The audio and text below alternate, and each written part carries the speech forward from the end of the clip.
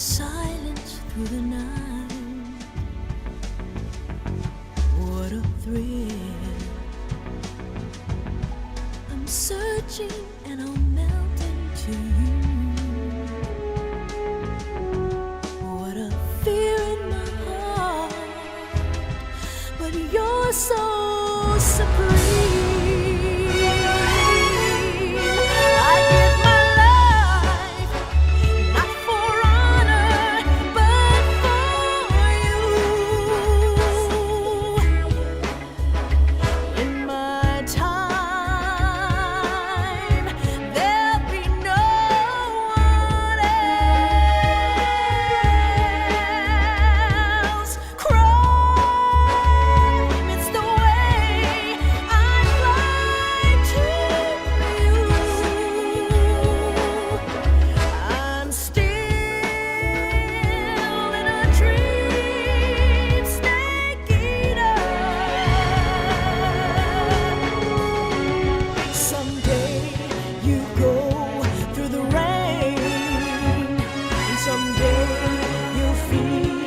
A tree frog, it's ordeal, the trial to survive. For the day we see new light, I give my life, not for honor, but for you. In my time,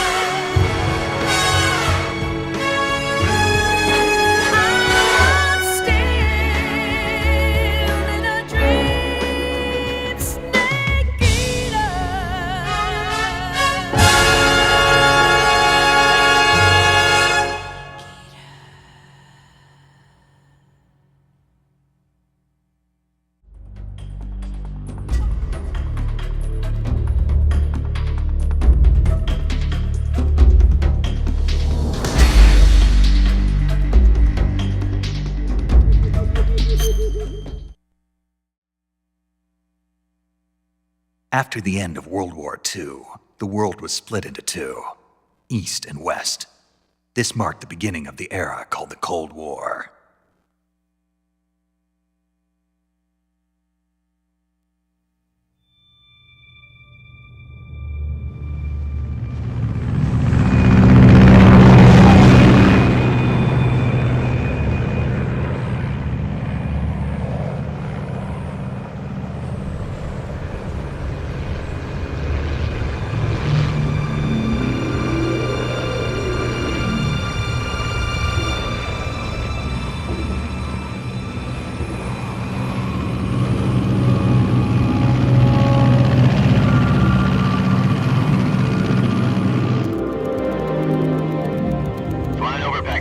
Altitude 30,000 feet. Approaching Soviet airspace. 20 minutes to drop off. Commencing internal depressurization. Equipment check. Arm main parachute. All right. You ready to go? Drop zone still showing a high pressure mass. Cav okay. Good. We've got high visibility.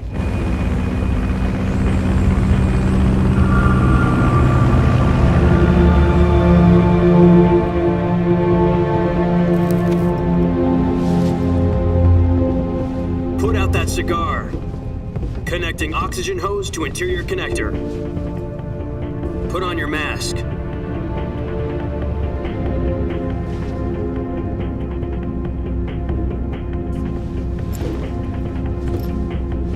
Does this panty waste know what he's doing? Approaching release point. 10 minutes to drop off. Hey, are you deaf? He said put out the cigar and put on your mask.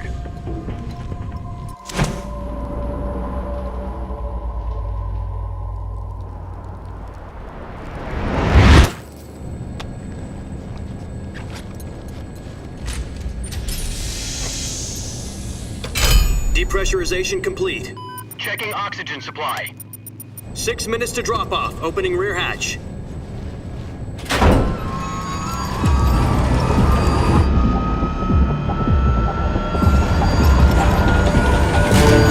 Sunrise.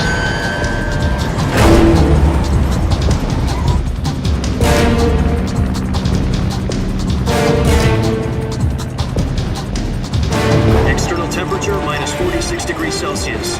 2 minutes to drop off. Stand up.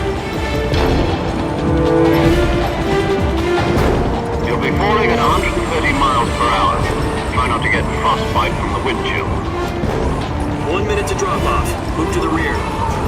Activate bailout model. This is one for the history books. The world's first halo jump. 10 seconds to drop off. Stand by.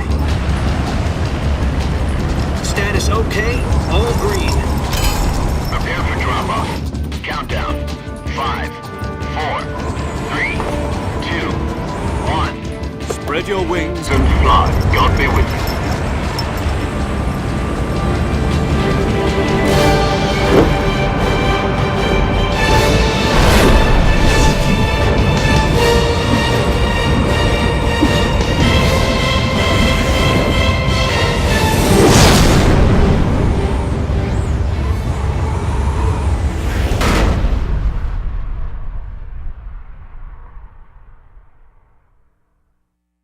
Jack, I've got some important news. The head of the CIA has finally given us the green light for the virtuous mission. Virtual mission? No, the virtuous mission. The future of our Fox unit depends on it. If it succeeds, we'll be officially organized into a unit. Virtuous mission? Sounds like some kind of initiation ritual. You know, don't get cocky. This isn't a training op. Right. So what exactly is this wonderful mission?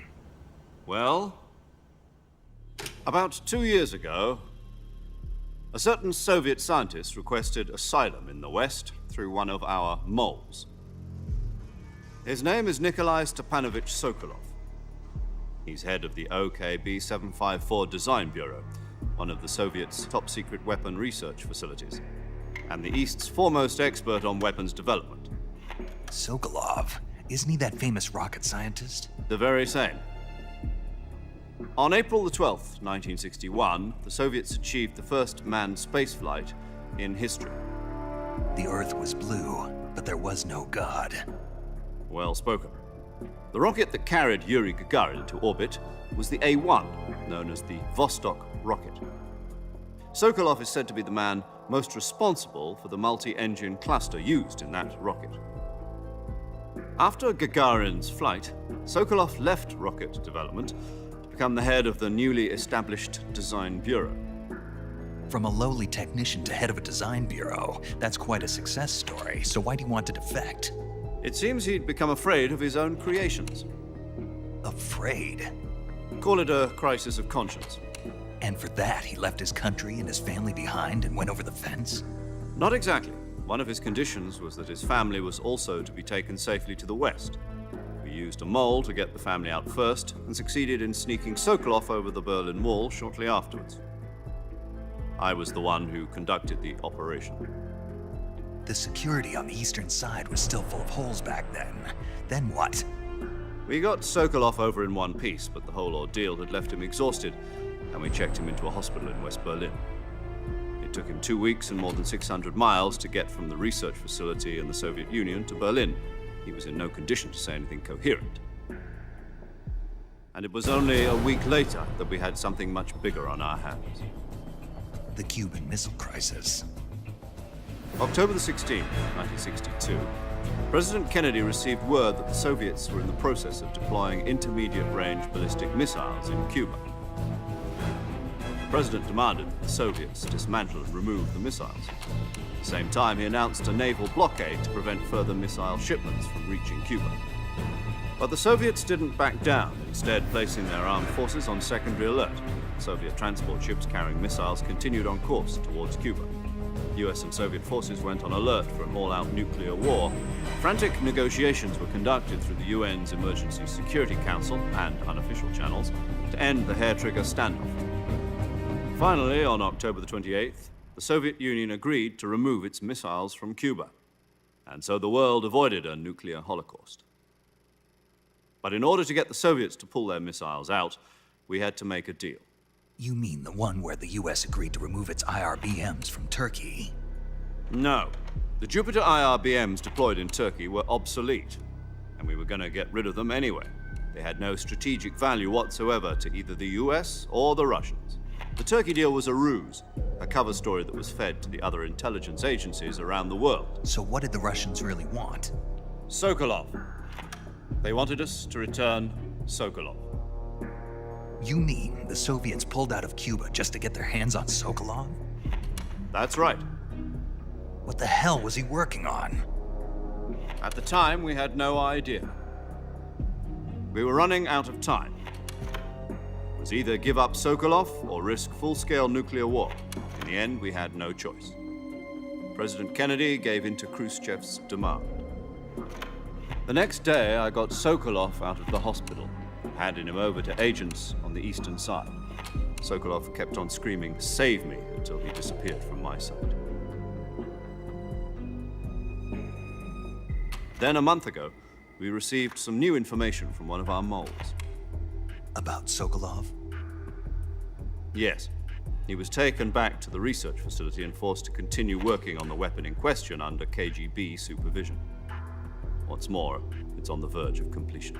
So what kind of weapon is it? Something to do with space rockets? No, missiles. Same technology. I guess you're right. We don't know the details, but it appears to be a new kind of nuclear device.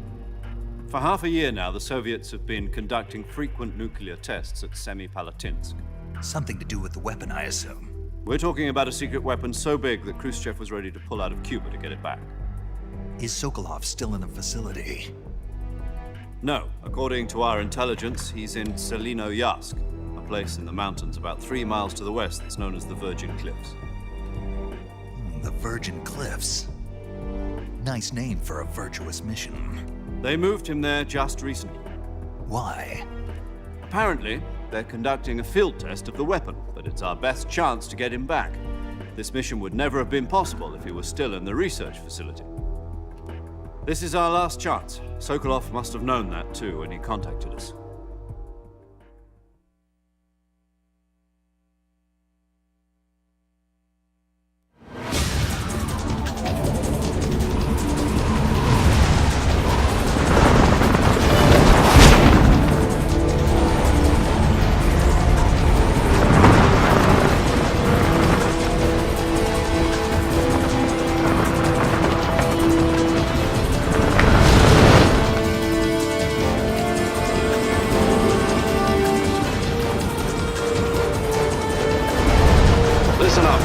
Your mission is to infiltrate Selino-Yarsk in the Soviet mountains, ensure the safety of Sokolov, and bring him back to the West.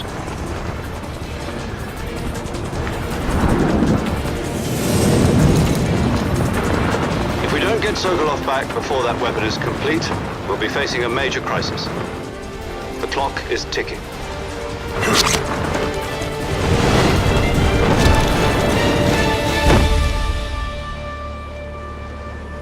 Once we've confirmed the rescue of Sokolov, stand by at the recovery point. A recovery balloon will be dropped at that point. Helium will be pumped into the balloon to inflate it. The process takes about 20 minutes. Once it's complete, the gunship's arm will latch onto the balloon and pull it up. The Fulton surface-to-air recovery system. I'm familiar with the theory. Take it easy. It's been combat-proven. Do you think Sokolov is up to it? The shock will be less than during a parachute jump, and the arm can handle up to 500 pounds. So you're planning on going over the border in a single combat talent? She's equipped with 2 6-barrel 20mm Vulcan cannons, as well as 2 40mm machine guns. Sounds like she could hold her own against a battalion of tanks. Even with the fuel in the reserve tank, we're facing a 4-hour time limit. If all goes well, it shouldn't take more than a few hours. Home in time for dinner. But if anything goes wrong, you'll be eating dinner, breakfast, and all the rest of your meals in the jungle.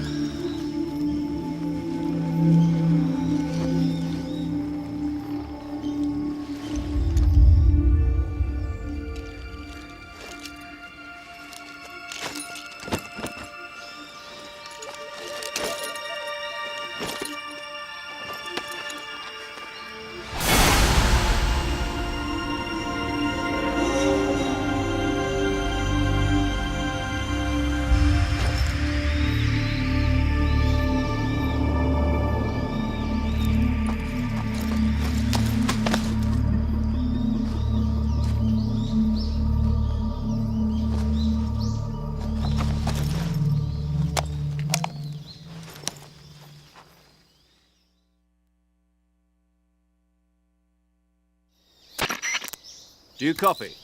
You're already in enemy territory, and somebody might be listening in. From here on out, we'll be using code names to refer to each other.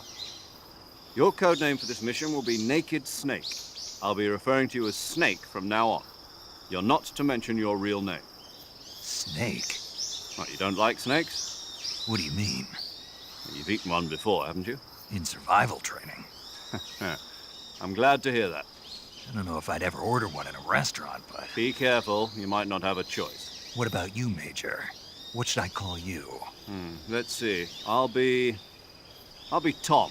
Call me Major Tom. This will be a sneaking mission. You must not be seen by the enemy. You must leave no trace of your presence. Is that clear? This kind of infiltration is the Fox unit's speciality. In other words, weapons and equipment are procured on site.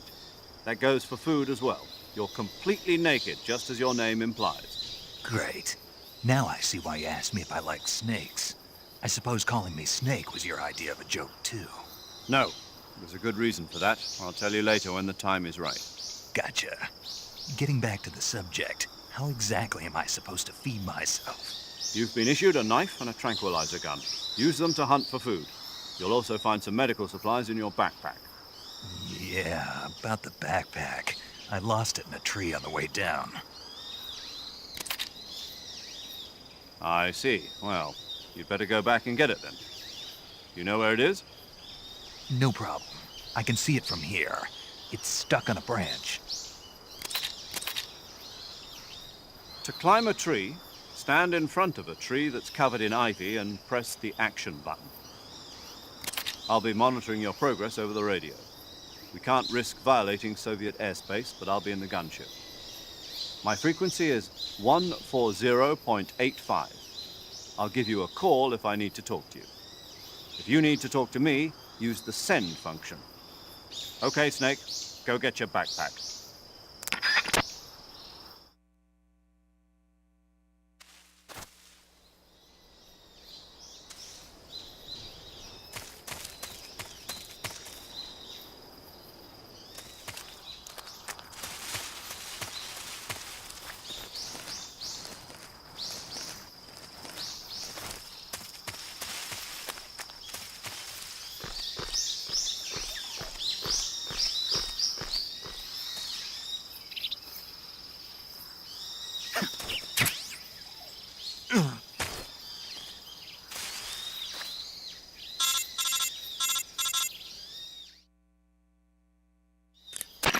I see you've retrieved your backpack, Snake.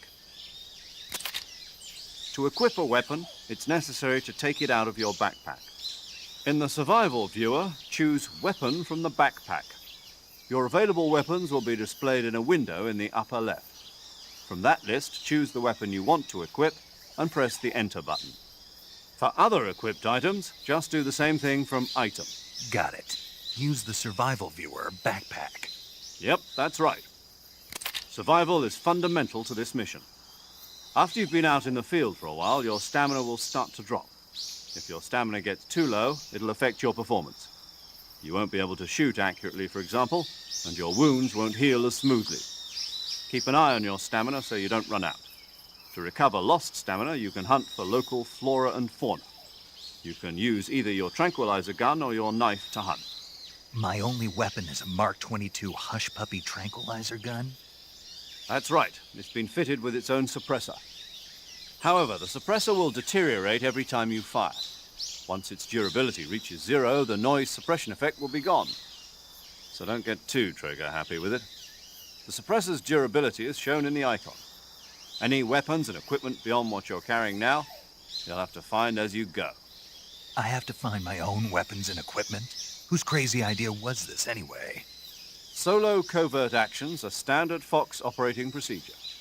You can't leave any traces of your presence. No weapons, equipment, footprints, sweat, or bodily waste. The same goes for bullets and cartridges, too. Your presence in enemy territory is already a violation of international conventions of warfare. There aren't supposed to be any American soldiers in Russia. It could spark an international incident.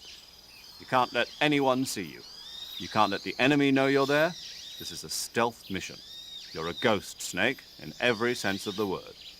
and there'll be no rescue if you're captured. The military and US government will deny any involvement in the affair. Then I'll just have to take care of myself, huh? I'm afraid so. You've been given a fake death pill for that purpose. SIS guidelines stipulate that soldiers on covert ops like this one be issued a potassium cyanide capsule. Tape it to your body so you can take it when you need to. How generous of you. Use it if you're taken prisoner by the enemy. It'll send you into a state of false death for a short time. Fooling them into thinking that I'm really dead. So, how do I come back to life? Just take the revival pill. You mean that thing they put in my tooth before the mission? That's the one. But be careful. If you remain in a state of false death for too long, nothing will be able to bring you back. Remember that.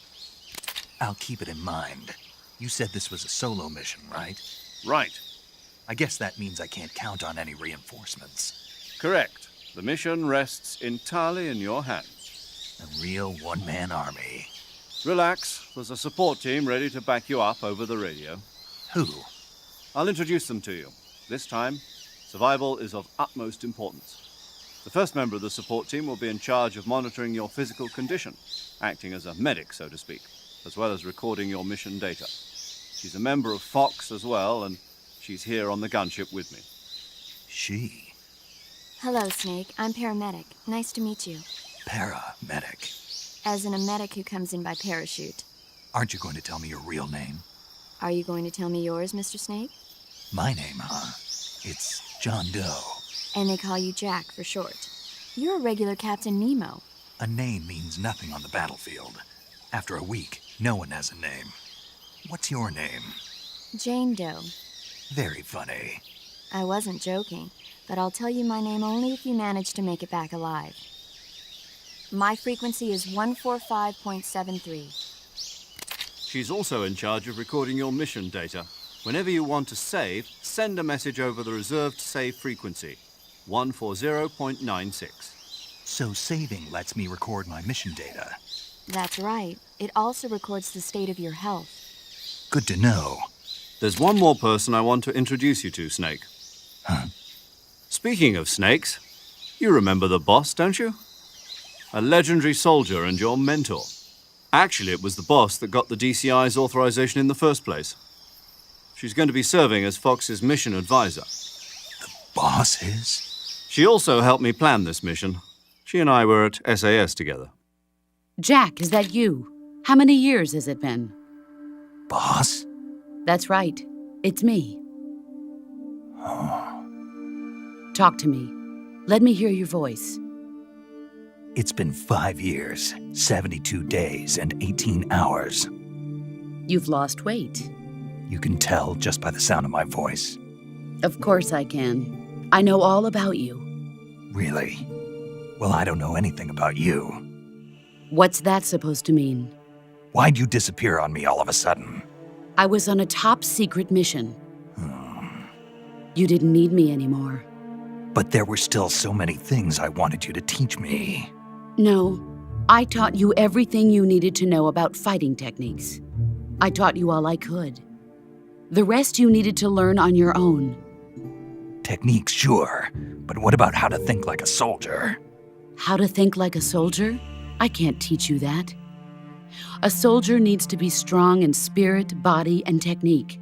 And the only thing you can learn from someone else is technique. In fact, technique doesn't even matter. What's most important is spirit. Spirit and body are like two sides of a single coin. They're the same thing. I can't teach you how to think. You'll just have to figure it out for yourself. Listen to me, Jack. Just because soldiers are on the same side right now doesn't mean they always will be. Having personal feelings about your comrades is one of the worst sins you can commit. Politics determine who you face on the battlefield. And politics are a living thing. They change along with the times. Yesterday's good might be tomorrow's evil. Is that why you abandoned me? No, it had nothing to do with you. I already told you, Jack. I was on a top-secret mission. A soldier has to follow whatever orders he's given. It's not his place to question why. But you're looking for a reason to fight. You are a natural-born fighter, but you're not quite a soldier. A soldier is a political tool, nothing more. That's doubly true if he's a career soldier. Right and wrong have no place in his mission. He has no enemies and no friends. Only the mission. You follow the orders you're given. That's what being a soldier is. I do whatever I have to get the job done. I don't think about politics. That's not the same thing. Sooner or later, your conscience is going to bother you. In the end, you have to choose whether you're going to live as a soldier or just another man with a gun. There's a saying in the Orient, loyalty to the end. Do you know what it means? Being patriotic. It means devoting yourself to your country. I follow the president and the top brass. I'm ready to die for them if necessary. The president and the top brass won't be there forever. Once their terms are up, others will take their place. I follow the will of the leader, no matter who's in charge. People aren't the ones who dictate the missions. Then who does? The times. People's values change over time, and so do the leaders of a country. So there's no such thing as an enemy in absolute terms. The enemies we fight are only enemies in relative terms, constantly changing with the times. As long as we have loyalty to the end, there's no point in believing in anything, even in those we love. And that's the way a soldier's supposed to think? The only thing we can believe in with absolute certainty is the mission, Jack. All right, but do me a favor. What is it? Call me Snake. Snake. Oh, right. Your code name is Snake. It suits you well. That's right. The legendary unit that the boss put together during World War II was a snake. The Cobra unit, a group of heroes that brought the war to an end and saved the world. As long as you've got a legendary hero backing you up, you'll be fine. Isn't that right, Snake? Yeah, I can't think of anyone else I'd rather have with me. Oh, and one more thing, boss. Yes? It's good to hear your voice again. Same here. After all, who knows if either of us will make it out alive? Snake, you are always best at urban warfare and infiltrating buildings. But this is the jungle. Survival is going to be key. Those CQC techniques I taught you are sure to come in handy. CQC? Close quarters combat, huh? I've been in the Green Berets for the past few years. I'm probably pretty rusty. Not to worry. I'll be here to help you remember. After all, this is your first actual survival mission. I'll be supporting you over the radio. Where are you, boss? Next to the Major? The boss is communicating with us by radio from aboard a Permit-class submarine in the Arctic Ocean. My frequency is 141.80. Call me if you need my advice on battle techniques. Gotcha. Your mission is to retrieve Dr. Sokolov. Dr. Sokolov is being held in an abandoned factory located to the north of your current position. Avoid heavy combat and don't let anyone see you. Don't forget that this is a stealth mission.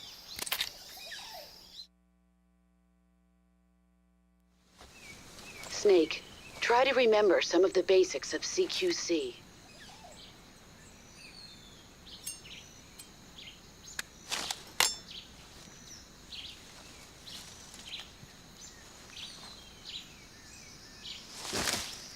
Commencing virtuous mission now.